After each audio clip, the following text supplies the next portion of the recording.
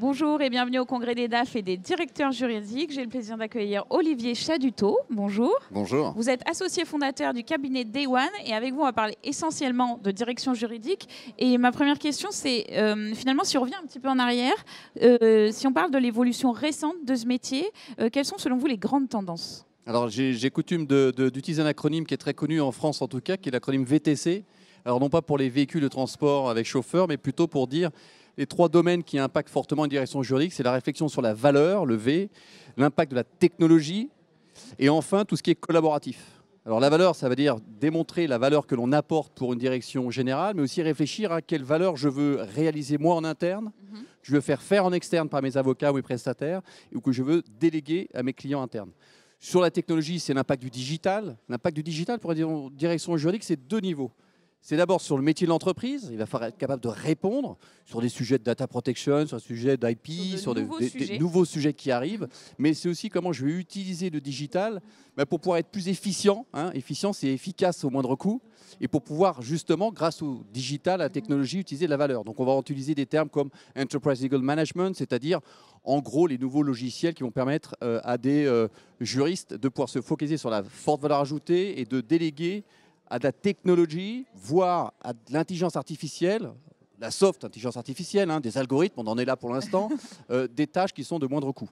Le dernier point, c'est le collaboratif. On voit bien que les juristes d'entreprise travaillent non pas seuls parce que les sujets sont complexes, mais avec les financiers, avec les fonctionnels, avec les clients internes, avec leurs prestataires externes, qu'ils soient avocats, qu'ils soient consultants ou qu'ils soient legal providers, comme on dit maintenant.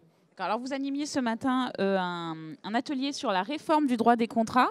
Qu'est-ce que vous en retenez? Qu'est-ce qu'on peut sortir de cet atelier? C'est quoi les grandes guidelines, les choses à savoir sur ce sujet? Alors l'atelier était passionnant parce que l'intérêt du Congrès des DAF et des directions juridiques, c'est qu'on a vraiment des experts qui sont venus en discuter. Alors ça tombe bien, je ne suis pas un expert, mais j'avais le professeur Dondero qui était là, on avait un avocat Clifford Chance, on avait des juristes qui représentaient la FGE et le cercle Montesquieu. Et donc ils ont fait vraiment une exégèse sur des sujets extrêmement pointus d'implémentation, de ce qu'il faut faire maintenant, puisqu'en fait la réforme c'est dès le 1er octobre. Il va falloir y aller. Mais il faut peut-être y aller dès maintenant, puisqu'on peut négocier des contrats qui ne seront conclus que post-1er octobre. On peut aussi, nous expliquer l'avocat de Clifford Chance, utiliser des avenants pour proroger les délais, etc. Ce qui est assez intéressant, c'est quand même de voir quelles sont les relations que cette réforme donne aux partis, qui vont pouvoir négocier assez loin sur leur contrat ou pas, ou arrêter. Et ça, c'est intéressant. Et puis, il y a des clauses qui, d'après la salle, puisque je ne suis pas expert, peuvent poser un certain nombre de problèmes, notamment le 1195 de mémoire, qui est la clause d'imprévision qui pose quand même un certain nombre de problèmes économiques, relationnels, etc. En tout cas, ce qu'il en ressort, c'est qu'il faut anticiper au maximum. Il faut anticiper, il faut faire confiance aux juristes d'entreprise de l'entreprise concernée pour qu'ils puissent analyser les clauses, les modèles, les templates, les contrats et savoir si ça impacte à 5%, à 10%, à 50% ou plus. Et ça, c'est important. Et heureusement, les juristes d'entreprise sont vraiment des experts sur ces sujets-là. Alors, comme vous n'êtes pas expert dans ce domaine-là, mais que vous êtes quand même multicasquette, vous avez aussi animé un atelier sur la cyberfraude.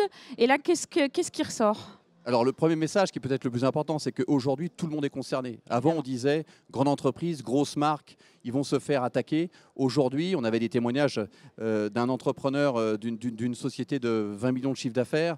Et on a eu d'autres témoignages qui démontrent que toutes les entreprises potentiellement peuvent se faire hacker, puisque le hacking n'est plus quelqu'un dans sa chambre qui va vous hacker, mais on parle de dark web, on parle de crime as a service, c'est-à-dire des organisations criminelles qui vont faire de l'argent tout simplement. Donc c'est des vrais businessmen et qui vont utiliser un effet de levier, donc vendre des techniques de fraude cyber pour pouvoir vendre à plusieurs qui eux vont faire des fraudes. Donc ils vont récupérer beaucoup d'argent. Donc pour récupérer beaucoup d'argent sur des petites fraudes, c'est du volume. Et le volume, c'est le tissu des TPE, des PME de France et de Navarre, et pas seulement les grandes entreprises qui aujourd'hui sont quand même très équipées en sécurité informatique et en DSI très compétentes. Donc finalement, il y a une vraie prise de conscience. Et qu'est-ce qui ressort de tout ça et quelles sont les bonnes pratiques ? Les bonnes pratiques, j'ai l'impression qu'elles n'évoluent pas, les bonnes pratiques. Parce que les bonnes pratiques, c'est quoi? C'est l'humain. C'est l'humain, c'est changer votre mot de passe, c'est pas donner votre mot de passe à votre voisin, c'est avoir un mot de passe, ils nous ont répété.